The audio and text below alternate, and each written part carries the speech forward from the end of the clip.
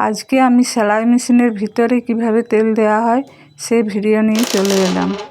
প্রথমে মেশিনটা এভাবে দু হাতে করে ধরে তুলে নেবেন।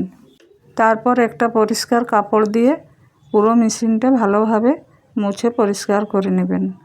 এবারে প্রত্যেকটা নাট বল্টুর মাঝে মাঝে এইভাবে তেল দিয়ে দেবেন।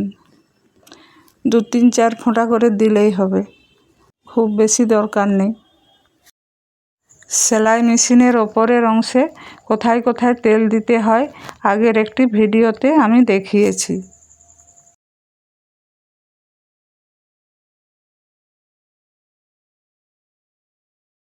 দেখুন আমার সব জায়গায় তেল দেয়া হয়ে গেছে। এবার মেশিনটা আবার দু হাতে ভালো করে ধরে সেটিং করে নেব। এইভাবে মাঝে মাঝে সেলাই মেশিনের ভিতরে তেল দিতে ভুলবেন না।